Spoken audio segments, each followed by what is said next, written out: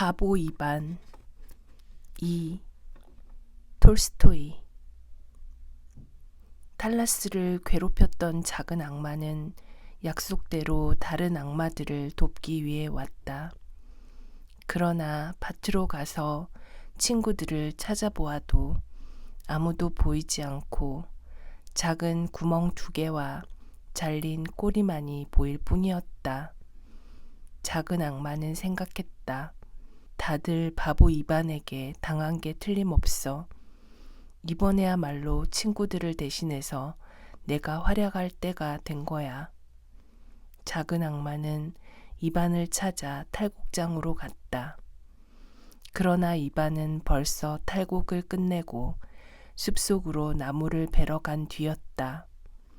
그래서 작은 악마는 헐레벌떡 숲속으로 달려갔다. 세몬과 탈라스는 함께 살기에는 집이 좁으니 다시 새 집을 지어달라고 이반에게 말했다. 그래서 이반은 새 집을 짓기 위해 아침 일찍부터 숲속에 나와 있었다. 작은 악마는 나무 위로 올라가 이반이 나무를 베는 것을 방해했다. 이반이 한쪽으로 나무가 넘어지도록 가지를 치고 밑동을 찍으면 작은 악마가 방해해서 나무가 엉뚱한 방향으로 넘어지곤 했다. 이반은 잘못 쓰러진 나무의 방향을 잡느라 몇 곱절이나 힘이 들었다. 이반은 지렛대를 만들어 나무를 바로 세운 다음 빈자리로 힘껏 밀었다. 그렇게 몇 번이나 일을 다시 하느라 처음 생각했던 것보다 훨씬 일이 더디게 되었다. 해가 지기 시작했는데도 아침에 베려고 생각했던 50그루 중 10그루밖에 베지 못했다. 이반의 몸에서는 땀이 비오듯 떨어졌다. 이반은 다시 힘을 내어 한 그루를 베었으나 등이 욱신욱신 아팠기 때문에 더 이상 일을 할 수 없었다. 그래서 이반은 도끼를 옆에 놓고 쓰러지듯이 나무 아래에 앉았다. 작은 악마는 속으로 환성을 지르며 생각했다. 이제 이반은 지쳐서 집에 가겠지. 그럼 오늘 임무는 끝이야. 내일도 이런 식으로 괴롭히면 이반네 집은 쪼들리게 되겠지. 헤헤. 이젠 나도 조금 쉬어야지. 작은 악마가 나무 밑동에 기대어 앉는 순간 갑자기 이반이 벌떡 일어났다. 그리고 다시 힘이 솟아난 듯 도끼를 휘두르기 시작했다. 나무는 순식간에 쿵 소리를 내며 작은 악마 쪽으로 쓰러졌다. 작은 악마가 재빨리 피하려고 했으나 한쪽 발이 나뭇가지에 끼이고 말았다. 나뭇가지를 잘라내던 이반은 나뭇가지 틈에 끙끙거리며 끼어있는 작은 악마를 발견했다. 이반은 깜짝 놀라서 외쳤다. 이 지긋지긋한 녀석아, 어째서 또 나타난 거냐? 아니, 나는 당신을 처음 보는걸요. 전에 본 것은 제 친구들이었겠죠. 저는 탈라스를 맡았었는데요. 어찌됐건 나는 너희들이 싫어. 어디 혼 좀 나봐라. 이반은 도끼를 흔들면서 작은 악마를 겁주었다. 작은 악마는 이반에게 애걸했다. 제발 살려주세요. 저를 살려주시기만 한다면 당신이 원하는 걸 뭐든지 다 들어드리겠습니다. 넌 뭘 할 수 있는데? 저는 금화를 만들 수 있어요. 좋아, 그럼 만들어봐. 제가 하는 걸 잘 보세요. 작은 악마는 금화 만드는 방법을 이반에게 가르쳐 주었다. 이제 이 떡갈나무 잎을 이렇게 양손으로 잘 문질러 주세요. 작은 악마가 시키는 대로 이반이 떡갈나무 잎을 문지르자 금화가 와르르 쏟아지기 시작했다. 이반은 신기해서 입을 해 벌리고 금화를 바라보았다. 굉장한데? 나중에 아이들과 이걸 가지고 놀면 재밌겠는걸? 그럼 저는 가도 되죠? 그래, 너를 풀어주겠다. 이반은 지렛대로 나무를 옮긴 후 나뭇가지 사이에 끼어 있던 작은 악마를 꺼내 주었다. 그리고 늘 하던 대로 말했다. 자, 이제 하느님께로 가거라. 그러자 세 번째 작은 악마도 물 위에 던져진 돌처럼 땅속으로 사라졌다. 그리고 그 자리에는 작은 구멍만 남아 있었다. 이반이 집을 다 지어서 형제들은 각각 다른 집에서 살게 되었다. 추수가 끝나자 이반은 형들을 모두 불러 잔치를 열고 싶었다. 이반이 형들에게 형들을 환영하는 의미로 잔치를 열고 싶다고 말했으나 세몬과 탈라스는 콧방귀만 낄 뿐이었다. 보나마나 시시한 잔치겠지. 우리가 농사꾼들 잔치에 왜 가? 이반은 하는 수 없이 동네 사람들을 초대했다. 이웃의 아낙네들과 농부들을 불러 모아 맛있는 음식과 술을 대접했다. 술을 조금 마신 이반은 기분이 좋아져서 사람들에게 말했다. 저를 위해 축가를 불러주세요. 그럼 제가 멋진 걸 보여드릴게요. 사람들은 이반을 빙 둘러싸고 서서 축가를 불렀다. 노래를 다 듣고 난 후 이반은 광에서 씨앗이 든 바구니를 들고 나오더니 잠깐만 기다려 달라고 말하고는 숲으로 뛰어갔다. 이반의 뒷모습을 바라보던 마을 사람들은 손가락질을 하면서 수군거렸다. 보여주긴 뭘 보여줘? 정말 바보 같아. 얼마 후 이반이 뭔가가 잔뜩 든 바구니를 들고 다시 돌아왔다. 자, 모두 이걸 나눠 가지세요. 이반은 신이 나서 외쳤다. 사람들이 바구니를 들여다보니 금화가 가득 차 있었다. 이반은 금화를 한 줌 쥐고 아낙네들에게 뿌렸다. 그러자 사람들은 그것을 주우려고 서로 엎치락뒤치락 난리가 났다. 농부들도 달려와서 바구니에 금화를 움켜쥐었다. 한 할머니는 사람들의 발밑에 깔려 죽을 뻔했다. 그래도 사람들은 계속 밀려들었고 하나라도 더 주우려고 아우성을 쳤다. 이반은 금화를 던지며 소리쳤다. 당신들은 바보야. 그따위 금화가 뭐라고 할머니를 짓밟고 난리지? 싸우지 말고 좀 조용히 하세요. 그런데 오래지 않아 바구니에 있던 많은 금화가 동이 났다. 사람들은 더 달라고 소리를 질러댔다. 그러자 이반이 말했다. 내 앞에서 춤을 추고 노래를 부르면 다음에 더 많은 금화를 드릴게요. 사람들은 앞다투어 멋진 춤과 노래를 들려주었다. 그러나 이반은 시시하다는 표정을 지었다. 그 노래는 별로예요. 그럼 어떤 노래를 부를까, 이반? 사람들이 물었다. 이반은 잠시 생각하더니 말했다. 조금만 기다려요. 내가 곧 뭔가를 보여줄 테니까. 그리고는 혼자 창고로 달려가 보릿단을 세워놓고 주문을 외웠다. 너희들은 내 종이다. 너희들은 보릿단이 아니다. 너희들은 보리 수만큼 많은 군인들이다. 그러자 보리 알갱이만큼 많은 군인이 생겨났다. 그들은 이반이 노래를 부르라고 하자 나팔을 불고 북을 치면서 노래를 부르기 시작했다. 이반이 군인들을 이끌고 나오자 사람들은 모두 깜짝 놀랐다. 그리고는 모두들 군인들의 노래를 감상했다. 잔치가 끝나자 이반은 아무도 따라오지 못하게 한 후 군인들을 데리고 창고로 데리고 와 보릿단으로 되돌려 놓았다. 그리고는 집으로 돌아와 잠이 들었다. 다음 날 아침 큰형 세몽은 사람들에게 어젯밤에 일어난 일을 들었다. 세몽은 깜짝 놀라 평소에는 발걸음도 하지 않던 이반의 집으로 달려갔다. 이반, 도대체 그 군인들을 어디서 데려온 거냐? 그걸 알아서 뭐 하시게요? 이반이 물었다. 이반, 너는 잘 모르지만 군대만 가지고 있으면 어떤 일이든 할 수가 있단다. 아, 형님도 노래랑 춤 구경을 하시려고요? 형님이 원한다면 얼마든지 만들어 드릴게요. 다행히 보리따는 잔뜩 있거든요. 이반은 형을 창고로 데려갔다.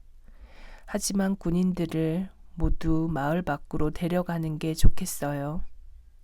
군인들을 먹여 살리려면 마을의 식량을 몽땅 써도 모자랄 테니까요. 그래, 약속하마. 군인들을 만들어주면 모두 마을 밖으로 데리고 가겠다. 세몽은 약속했다.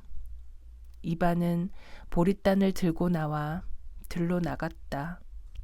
그리고는 보리단에 대고 주문을 외기 시작했다. 곧 보리단에서 셀 수 없이 많은 군인이 나왔다.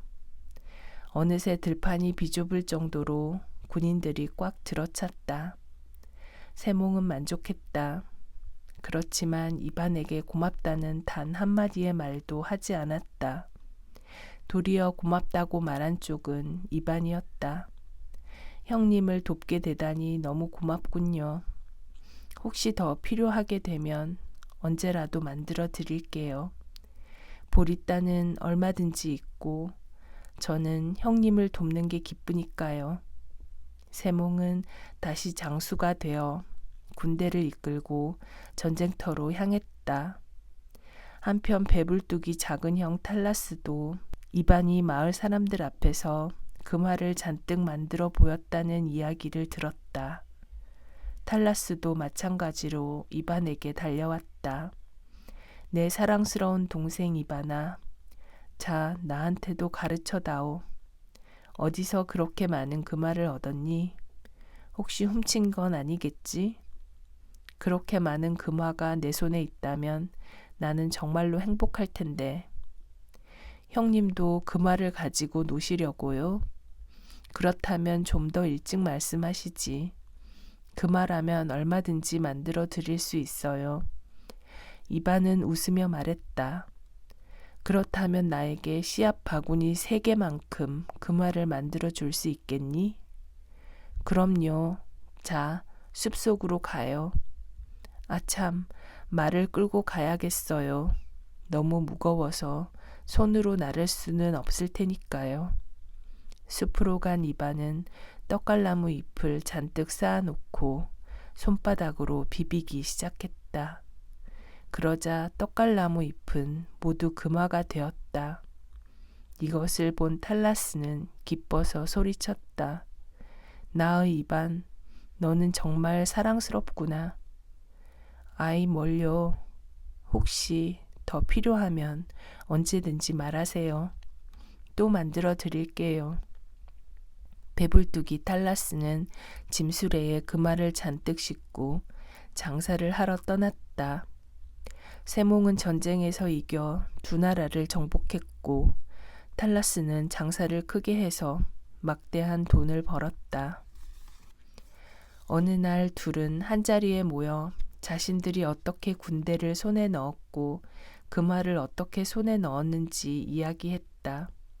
세몽은 자신의 형편을 숨김없이 탈라스에게 말했다. 나는 말이야, 싸움에 이겨 나라를 차지하고 잘 지내고 있기는 한데 돈이 없어서 걱정이야. 군대를 먹여 살릴 돈이 넉넉하지 못하거든. 그러자 탈라스가 말했다. 나는 돈을 많이 벌어 좋기는 한데 그 돈을 지켜줄 사람이 없어서 불안해요. 그러자 세몽은 좋은 생각이 났다는 듯이 말했다. 이반한테 가보자. 가서 나는 군인을 더 만들어 달라고 하고 너는 금화를 더 만들어 달라고 하자.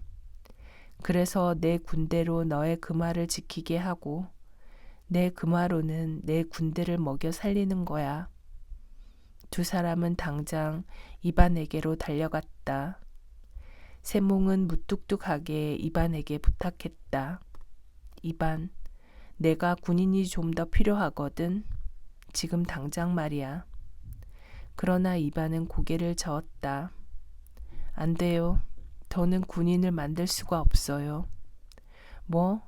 내가 원하면 얼마든지 만들어 주기로 했잖아. 약속했어요. 하지만 만들지 않겠어요. 이런 바보. 왜냐고. 헤헤, 난 바보예요. 하지만 군인은 안 만들어요. 왜냐하면 형의 군인들이 사람을 죽이니까요. 얼마 전에 길가에서 밭을 갈고 있는데 한 여자가 혼자서 관을 옮기면서 엉엉 울고 있는 거예요. 내가 무슨 일을 하느냐고. 내가 무슨 일이냐고 묻자 세몽의 군대가 전쟁터에서 남편을 죽였다고 말하더군요. 나는 형이 노래를 부르게 하려고 군대를 만든 줄 알았는데 사람을 죽였어요. 그래서 다시는 안 만들기로 했어요. 이반은 아무리 세몽이 으름장을 놓아도 고개를 완강하게 저으며 거절했다. 이번에는 탈라스가 이반에게 부탁했다. 금화를 더 만들어 달라고 말이다. 이젠 안 돼요. 뭐? 이 바보 자식, 왜 안 만들겠다는 거야? 탈라스는 화가 나서 외쳤다.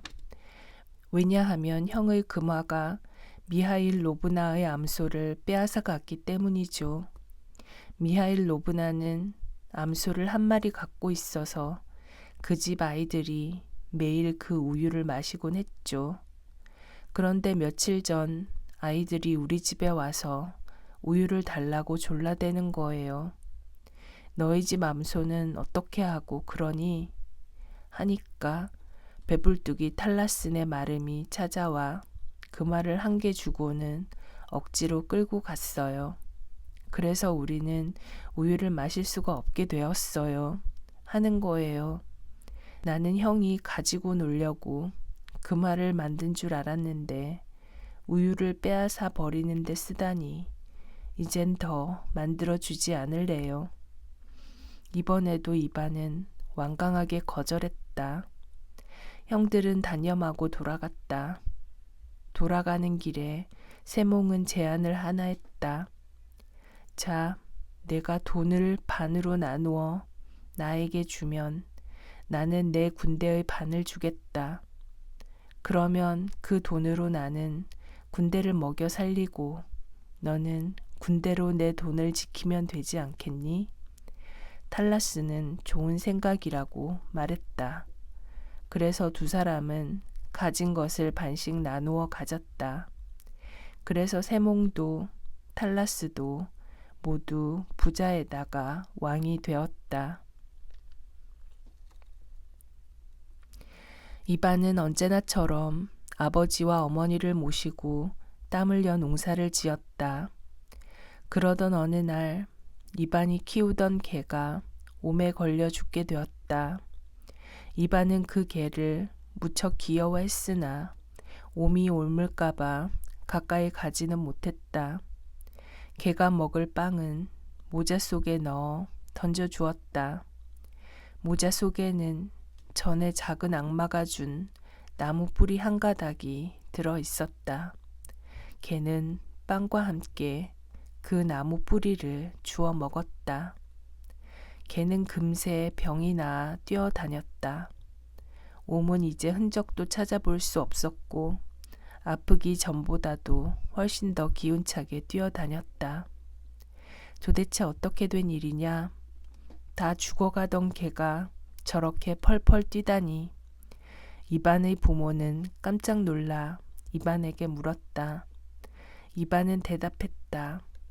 저는 어떤 병도 낫게 하는 나무 뿌리를 2개 가지고 있었는데요. 하나를 저 개에게 먹였어요. 마침 그 무렵 그 나라의 공주가 죽을 병에 걸렸다. 왕은 전국 방방곡곡에 이런 방을 내붙였다. 공주의 병을 낫게 하는 자에게는 큰 벼슬을 내리고 그가 원한다면 공주와 결혼하게 하리라. 이반이 사는 마을에도 방이 나붙었다. 이것을 본 이반의 부모는 이반을 불러 말했다. 이반, 너는 무슨 병이나 낫게 하는 나무 뿌리를 가지고 있다고 했지? 그것으로 공주의 병을 낫게 해보렴. 그럼 너도 한평생 행복하게 살고 우리도 너를 걱정하지 않게 되잖니? 아버지 어머니가 그러라면 그래야죠 뭐. 이반이 대답했다. 이반이 길을 떠날 채비를 하고 수레를 타는데 어떤 여자가 길을 막았다. 손이 심하게 굽은 여자 거지였다. 당신에게 무슨 병이든지 낫게 하는 나무 뿌리가 있다면서요. 부디 저를 불쌍히 여겨서 제 손을 낫게 해주세요. 여자 거지는 울면서 부탁했다. 이반은 거지가 너무 불쌍했다. 그래서 자신이 공주에게 가는 길이었다는 것을 까맣게 잊어버렸다. 그러죠 뭐. 이걸 먹으세요. 이반은 나무 뿌리를 꺼내 여자 거지에게 주었다. 여자 거지가 그것을 삼키자 손이 씻은 듯이 나았다. 거지는 손을 이리저리 움직여 보며 기뻐했다. 이 바보 같은 녀석아, 하나밖에 없는 나무 뿌리를 줘버리면 공주의 병은 뭘로 고치냐? 이반의 아버지가 한심해서 소리를 질렀다. 너는 거지만 불쌍하고 공주는 불쌍하지 않니? 어머니는 화가 나서 소리쳤다. 에이 어머니, 그럼 공주만 불쌍하고 거지는 불쌍하지 않단 말씀이세요? 이반은 이렇게 말하고 수레 위에 올라탔다. 이 바보 녀석아, 나무 뿌리도 없이 어딜 가느냐? 공주님 병을 고치러요. 이반이 말했다. 이반은 방금 나무 뿌리를 거지에게 줘버렸다는 것을 깜빡 잊어버렸다. 하지만 나무 뿌리가 없잖아. 이반의 부모가 외쳤다. 나무 뿌리가 어디 갔나요? 이반이 어리둥절해서 물었다. 그러는 동안 앞말이 끄는 수레는 제멋대로 길을 따라 달리고 있었다. 이반이 탄 수레는 궁궐 앞에 도착했다. 그런데 이상하게도 이반이 궁궐 안에 발을 들여놓자마자 공주의 병이 깨끗하게 나았다. 이게 바로 기적이야. 왕과 신하들은 무척 기뻐하며 이반을 성대하게 대접했다. 멋진 옷을 입히고 훌륭한 식사를 대접했다. 이제부터 그대는 짐의 사위이다. 이반은 왕의 사위가 되었다. 얼마 후 왕이 죽자 이반은 그 자리를 물려받아 왕이 되었다. 이제 세몽, 탈라스, 이반, 삼형제 모두 왕이 된 것이다.